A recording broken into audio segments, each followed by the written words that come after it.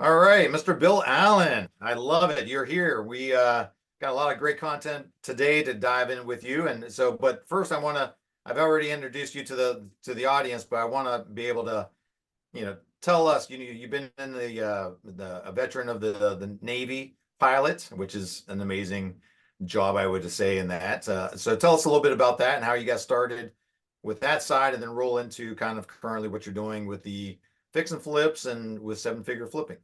Yeah, absolutely. First of all, thanks for having me on. The military side, like my dad was on submarines, so it was kind of in my blood, I guess, from a little kid. But my parents wouldn't pay for college, and that's the only thing I knew and was taught was like go to college, get a good job, save your money, and become a millionaire one day, like in your 60s probably. So they wouldn't pay for college, so it was either soccer scholarship, which I got a few of, or this ROTC scholarship that my dad was really pushing for me to apply for. So ended up taking an ROTC scholarship to Georgia Tech, and I didn't know I wanted to be a pilot. So I thought I wanted to be a Navy SEAL. So I was training for that for a few years. And I got to spend a summer with pilots, and they really didn't do a lot. They like drank beer, played golf, and flew airplanes, and it was pretty fun. It was pretty fun. It looked really cool. So ended up then kind of fighting for a pilot slot, got one, and spent 20 years flying helicopters and airplanes for the Navy. It was really a great job when it was great. There were some times that weren't so great, but anytime I felt like I was in the air, it was a lot of fun. So I got to fly like 55 different, maybe 60 different helicopters and airplanes. Got to go to test pilot school, became a test pilot, and just learned a lot about myself in the military and what I'm good at. So I had a good time, and I kind of miss it. Being retired, hanging up the pajamas was really hard last year, but I was gonna it say, was. because I remember one of your posts that you did, that your father was able to Yeah. be the one that did your ceremony and stuff with you, which I'm sure was super special. Yeah, you were just at our multifamily event for those 3 days, Thursday, Friday, Saturday. I retired at that event last year. So we did it off on stage. I wasn't going to do a retirement ceremony, but then I was like, you know what? I got this event. I called him the day before. I was like, Dad, you still fit in your uniform? He's like, yeah, I do. I said, could you fly up here today or tomorrow, and retire me on stage in front of like 600 people? And he was like, yeah, sure. That'd be awesome. And so it was really cool to have that. It was special. Yeah, that's amazing.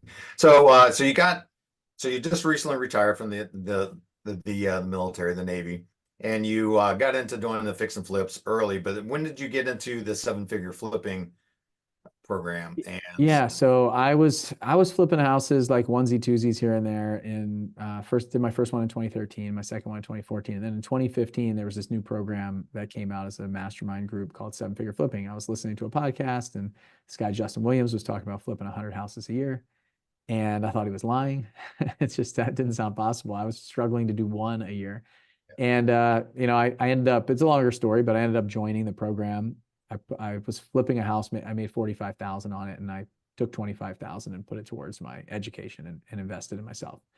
And that changed a lot. I went from flipping one house a year to 67 houses. I did that next year, and then 135 after that, 187 after that, and we were off to the races, doing like 200 houses a year for many years, and pretty much until COVID. And then we kind of retooled the business to do like 50 to 60 a year is basically what we do now.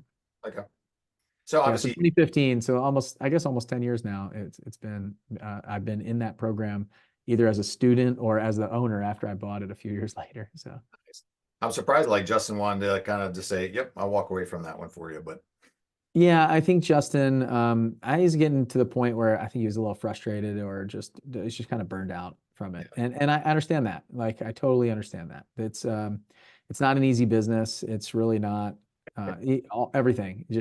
I think he's a visionary. He's a total like widespread visionary that doesn't have a lot of detail, can delegate a lot of things. And I just don't think he wasn't getting the growth that he wanted to get and at the speed at which he wanted. So yeah, he was he was fine kind of moving on to do something else, which is really cool. Like I commend that. A lot of people got to dig in and do things way past their burnout phase and stage. And because I mean, if you think about it, he was running seven figure flipping for probably 3 years before I bought the company, maybe almost four.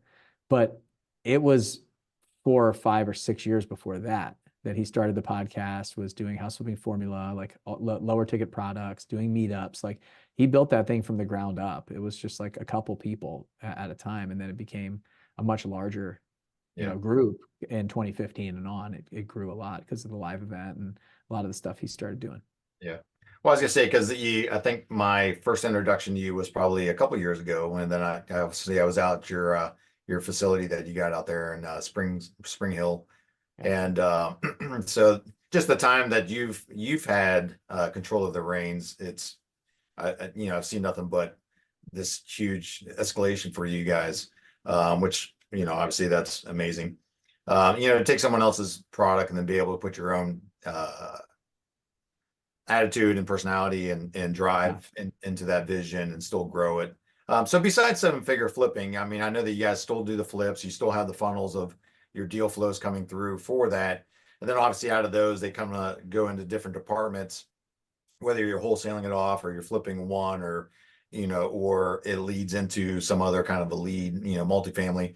I know that you have a couple of different programs in the seven figure flipping with the altitude and your what was your Runway is the entry level runway? program. It's kind of like all aviation themed. So in 2019, when I bought the company, like you said, we had a transition to be more of my stuff, right? More of like what it looked like for me. So like redesign, restructure, we kind of renamed some of the programs so Runway is kind of like just getting to lift off. It's like, hey, I think about aviation, right? I fly airplanes a lot. So you're just trying to get your wits about you. You're understanding like a little bit of ground school, some instruction, and then you're trying to take off, right? You're trying to get that first deal or that second deal or get some consistency going.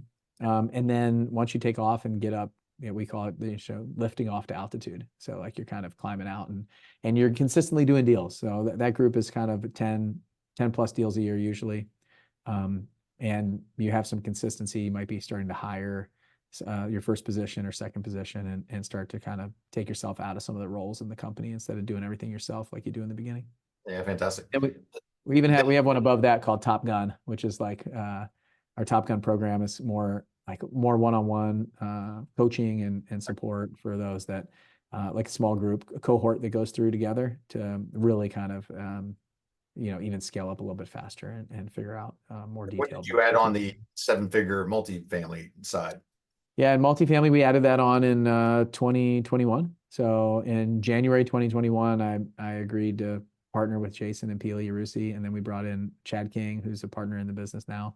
And in June, so in January, we started building this program behind the scenes, and then in June we did our first event. Had about a little over 100 people there, and I think we brought about 20 people into the mastermind there. And so we've been doing that since 2021. And now we made a pivot just, last week at the event where we're doing a more workshop style based versus an annual membership. So it was an annual mastermind. It was like $30,000 a year. Yeah. And we've decided to just do more workshop, like small group workshops here at the office and in Murfreesboro, Tennessee, where we have all of our apartment buildings that we're buying right now and scaling up. And let people touch, feel that stuff and come and spend like 2 days working with each one of us and the team in detail. Is that what you got coming up in July? Yeah, that's the July event where it's $5,000 to come to the workshop and there's some support along the way leading up to it. So people get, the video course and some trainings and things and an onboarding call with Jason or Chad to figure out where they are and where they want to go, like what their next step is, and a little bit of homework over the 6 weeks before the workshop, and then do the 2-day workshop here. Yeah. Yeah. Well, I did your 500K challenge that you had. Nice. Because when I first we did the Undestructible Business Challenge. So that's where I came out to your facility and went through that with you guys. And that was phenomenal. And I met Santa Claus while I was there, Nice. Yeah, Steven. Yeah, Steven, yeah, he's a great guy. So I always joked, I told him, I said about his branding that we had. For whatever reason, that time of the year, I still had the Santa Claus letter in the truck, and I brought back from Charlotte with me and had the envelope and all that stuff. I'm like, you need to use this, you need to do that, part of your marketing. But he's a great guy. So, but you since then you've kind of started with your YouTube channel and got into doing, flying with Bill Allen, and you've taken that off like crazy. And, I've seen you go from kind of a small number of followers to having over 4 million views now. So that's a huge congrats on Thanks. that side. So to explain kind of how that started, what your thought process was, and kind of how it's gone organically for you, if you will. Yeah, absolutely. So I got to the point where I just felt like seven figure flipping should be building its own brand, not me, right? I shouldn't be connected with the business. Started looking at other companies like I mean, look at Elon Musk and Tesla. Mhm. And so I'd say probably more people know who Elon Musk is than they do Tesla. Sure. And SpaceX, same thing. Sometimes you don't even know like who owns those companies. They kind of have their brand of their own, right? But Elon is such a powerful brand and he can point to different stuff. So like starting Tesla and then SpaceX, right? So he just pointed the power of attention pointing somewhere else. And what I realized is nobody knows who I am. And so I was living in obscurity. I really kind of enjoyed that. It was a kind of a, I don't know, like a badge of honor. I felt like I would go to these conferences and they'd be like, I don't know who this guy is. I'd step on stage and I do really well and people really would enjoy what I would talk about. And so I thought that was like really nice. Like I could walk through an event for the first 2 days as a speaker and nobody knew who I was. And then after the event, I speak, I just get mobbed with people. And what I realized is that's not serving me or any of my businesses or anything very well. So I've been this guy in the background for a long time and been fine with that, more comfortable with that. But stepping out in the spotlight was always a challenge. So actually, that indestructible business workshop that we did was kind of the start. Like I was started a little bit before that, but that was kind of this. If it's not the best product that win, it's the best known product. And so Grant said something actually on Undercover Billionaire 2 that I go back to all the time. I was watching it and he said, best known beats best. And I was like, wait, what? Yep. Like I've been building best in my workshop and laboratory forever, but I'm not best known. And even seven figure flipping, not best known. Bill Allen, not known at all. And so I knew that I had to change that. And then if I could build my brand and people knew who I was, then I could point at whatever I want to make money or to do something. Or if I want a future business, I can take that following with me, right? And so that's really what the journey's been. And it's not easy. Like it really is not. You might see like Alex Hormozy making these videos and think that it was overnight or like, oh yeah, it would be nice to have that, or any of these people. Yeah. It's definitely not easy. It takes consistency and it takes some strategy, but it's totally worth it. Like there will be a day. The interesting thing is if you understand business and you have a following, that's game changing. So like my cousin has 2 million followers on Instagram, a couple million on TikTok, and I don't probably like almost a million on YouTube. But she does brand deals and she might make a couple hundred grand a year. But if she knew what I knew about business, she could make like $10 million a year with Okay. that kind of following for sure. Yeah, I was gonna say And that's what so, those kind yeah, of that creator economy is huge. Attention is the new dollar. And so and I think good people need to have these followings. So some of the people that have the biggest followings are horrible people, a lot of them. So my challenge to myself obviously was like, you know what, I need to bring more people in to know who I am so I can serve them better. And then I can, that'll help me grow my business. And my business should be growing their brand and I should be growing my brand at the same time, yeah. not me growing the business brand. And so I'd say that's probably something that is challenging for all of us to do, especially like really good people that care about people, Yeah. because it's a lot of like the videos that are going well. They're creating like people. There's a lot of hate in the comments of the videos. Like I'm not intentionally like trying to ruffle feathers, but any video I have just had one that did like 2 million on TikTok, and these people are just like fighting in the comments. Like half of them hate me. The YouTube video that I have that's done the best, 90% of the people in the comments are just talking about how I'm an idiot. Oh So yeah. it's hard to take. So I just don't read the comments anymore. I just make the videos and don't read the Yeah. comments. So Well, I think, to that part, yeah, I totally agree. Like I've kind of always been that lone wolf and was always kind of in the backdrop. And so I felt like that was kind of same thing as like, well, I'm just gonna do my stuff and be that unknown person in the back. But people know who you are, what you do, and you're really well known for it. But in the same side, it's time to kind of do those things. So totally agree. So what's the next step for you then? So you got the YouTube up and going. You obviously have your program that you just rolled out about I think about a month ago that you are doing your onboarding for your event spaces. Like what's next for Bill Allen? Yeah, it's a good question. I kind of just like focus on what's in front of me. So right now, obviously I'll buy real estate for the rest of my life. Like that's just a no-brainer, guarantee. That will never change ever.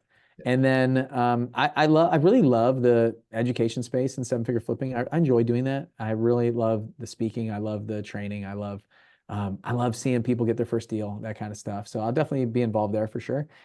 We have a software business, event registration and tracking. It's like a data software company for live events Okay. called In the Room. So we like know who's in the room. We get people in the room. We want them to be in the room.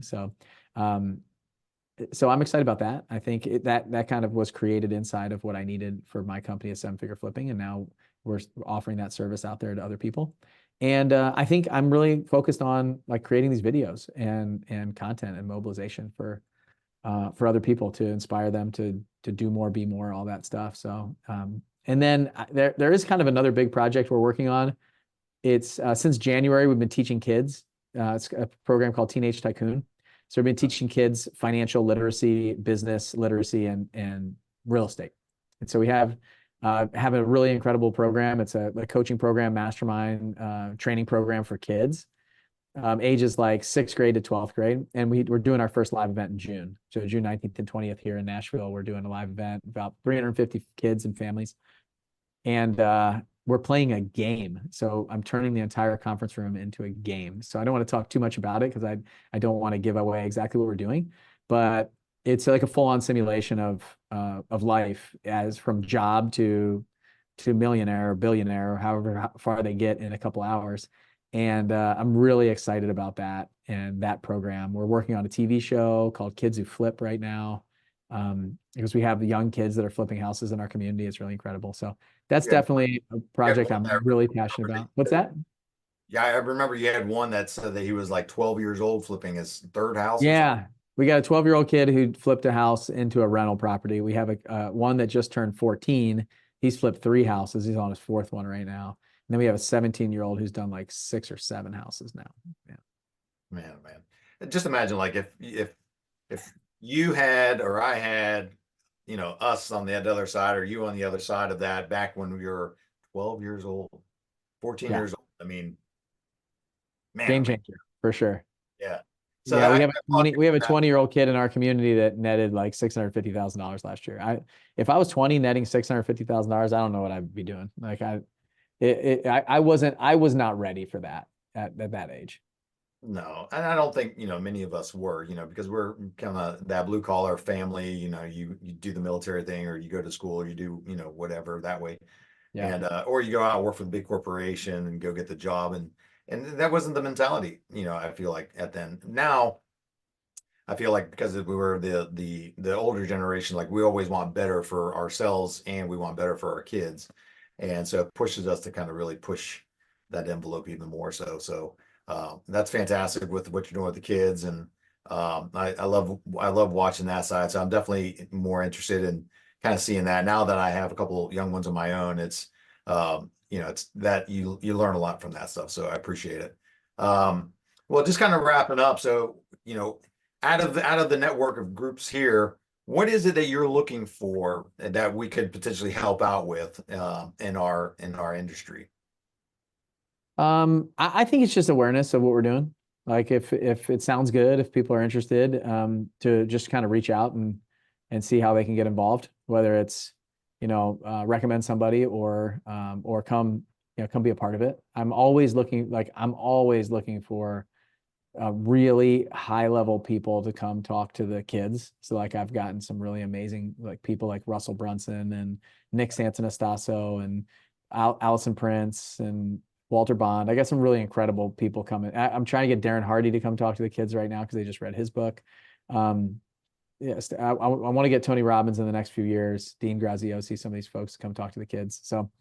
Um, so that's been fun. So maybe somebody knows somebody that would want to come talk to the kids or wants to get involved with some of the events, or they have an event that, we can serve them with a software company. Just really, the problem is I do like a lot of stuff. So like pinpointing it is really always challenging.